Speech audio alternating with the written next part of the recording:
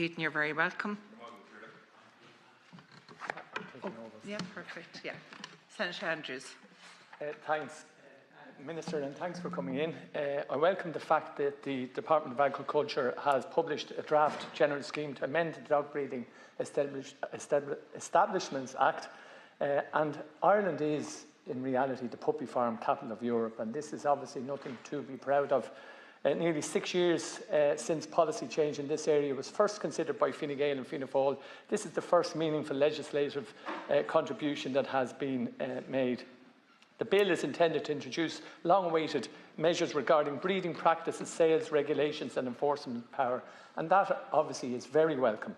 The most significant oversight, though, is the complete absence on a cap on the number of breeding females permitted within a dog breeding establishment. Without such a cap, Ireland risks continuing its long-standing international reputation for industrial-scale puppy farms. Once again, we appear to be legislating in a way that accommodates and legitimises industrial-scale breeding operations rather than phasing them out and clamping down on them. There is no place in the modern animal welfare framework for puppy farms, and any meaningful amendment to the Dog Breeding Establishments Act should begin the work of dismantling this model rather than entrenching it. We currently have multiple licensed dog breeding establishments in Ireland authorised to keep hundreds of breeding females.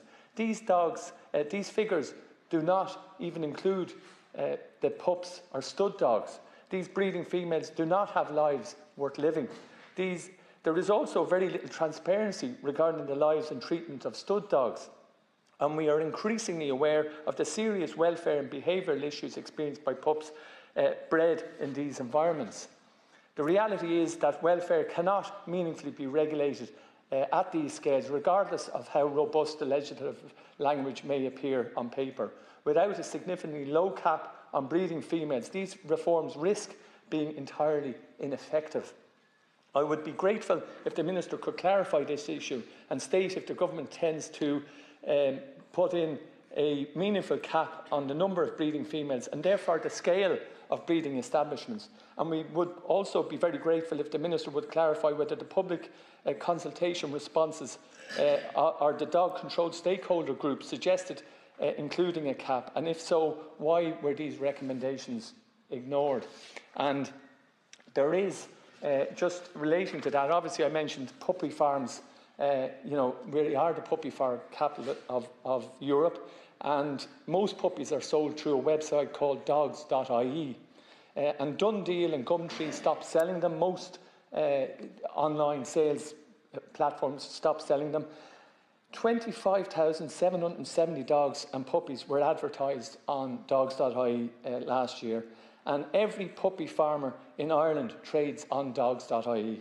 Dogs.ie facilitates puppy farms, and it may be legal, but in my view it shouldn't be legal because it does facilitate the puppy farms. And if you use dogs.ie to buy a puppy farm, you are 99.9% sure to be buying a puppy farm dog. And it's something that we need to address within legislation, because clearly that facilitation by dogs.ie of puppy farms is not acceptable in my view, and we have to do something about it, and we have to ensure that there's a cap, and any legislation that is put in place is effective and enforced and ensured that animal welfare is prioritised and dog welfare is prioritised. Gormagat.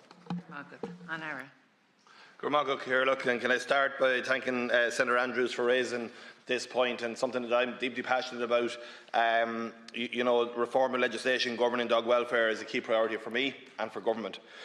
In order to bring a coherent approach to dog control policy and legislative responsibility under the Control of Dogs Act 1986 and the Dog Breeding Establishment Act of 2010, they were transferred to my department last year as part of our programme for government commitments.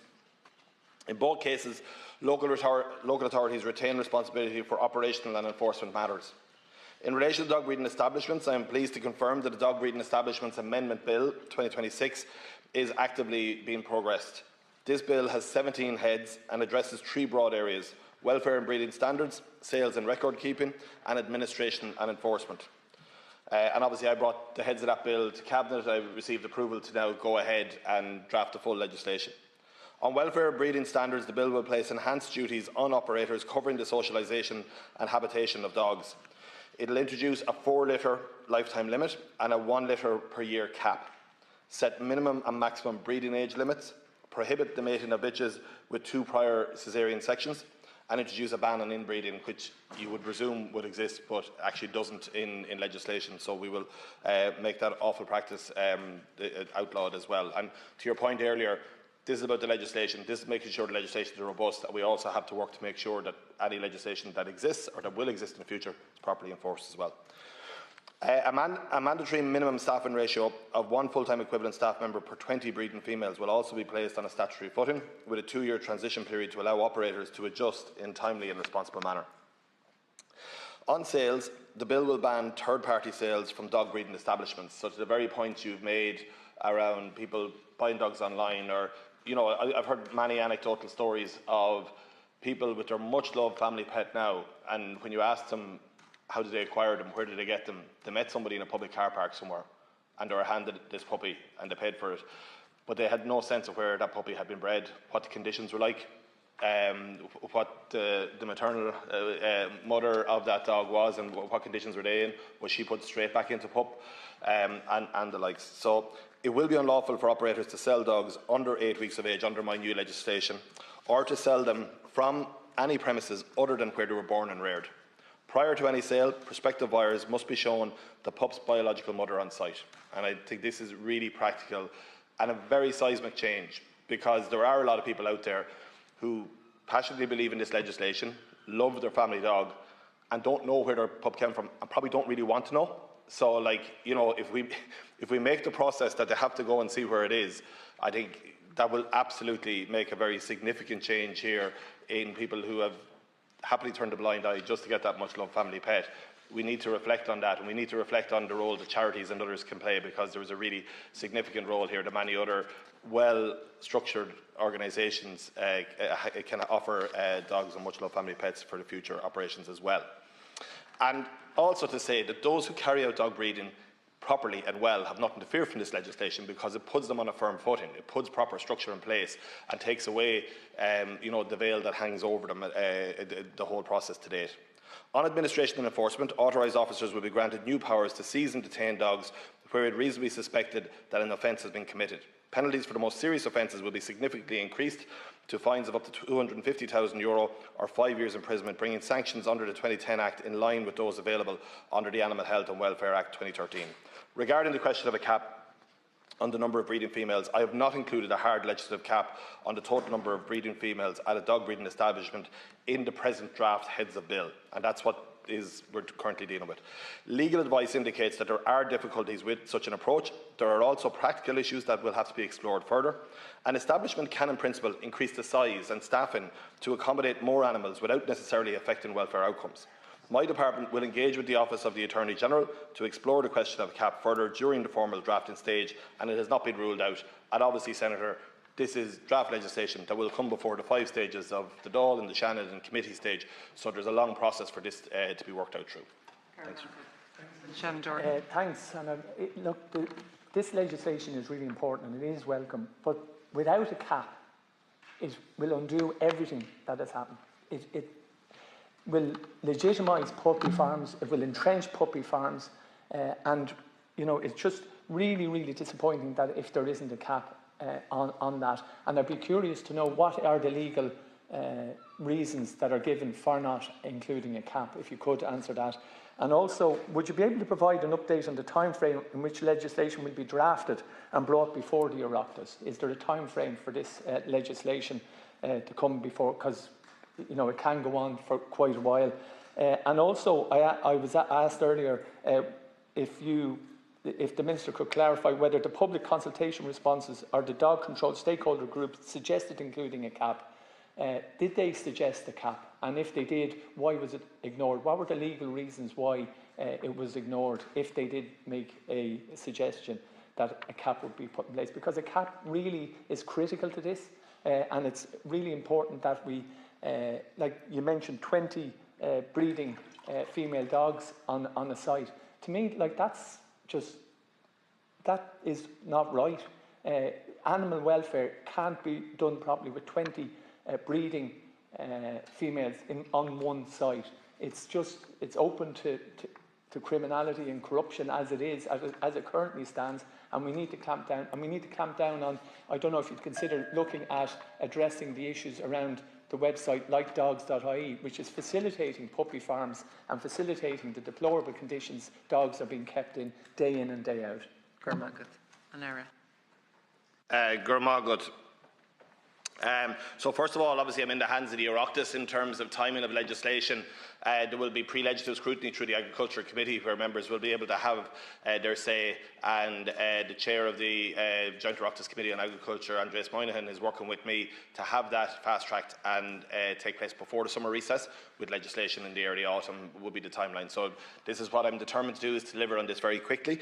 And the bill addresses concerns around excessive numbers through many means. So you reference the cap. When you talk about the 20 dogs, that's the staffing ratio that's going to come into place. It doesn't exist at the minute. There isn't the staffing ratio of how many staff per breeding animals. So the mandatory staffing ratio will be 1 to 20, and that creates an indirect but very real constraint on establishment size as well. So, you know, like, you're talking about capping, and as I said, there's a whole legislative process to go through here. But what is the size of the premises? Are we talking about a garage, or are we talking about a warehouse? You know, and what's the appropriate amount of dogs in each of them? The cap is quite a crude instrument in and of itself, and there's many constraints in this that don't, in these proposed legislation, that don't exist at the minute. So in terms of the strengthened improvement notice regime, will explicitly empower authorised officers to require a reduction in the number of dogs on premises where welfare concerns arise. Local authorities also maintain and retain the ability to set conditions on the number of breeding females as part of the registration process. So that is another layer here as well, that this avenue remains open to them, particularly in respect of new applications, which is about putting best practice in place. And while non-statutory guidelines for dog breeding establishments were published in 2018, these set out advisory best practice, but are not legally binding, and that's been a big challenge here. Several of the amendments proposed by the bill now give legislative force to recommendations contained in those guidelines, which is a really significant step forward. I look forward to bringing this legislation through, and I've no doubt we'll have many opportunities throughout the 5 stages of that legislation to discuss it here in the Seanad, in the Dáil and in the committee. Gurmagat. Gurmagat there. We now wait for Minister Moynihan.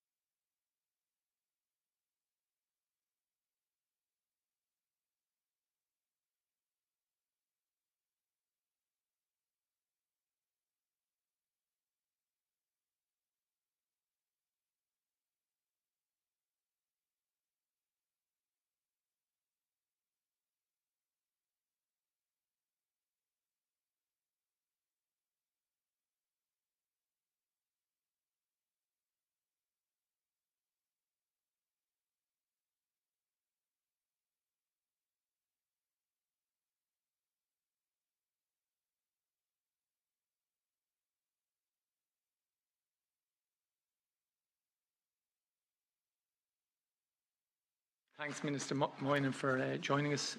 Next up is Senator Maria McCormick.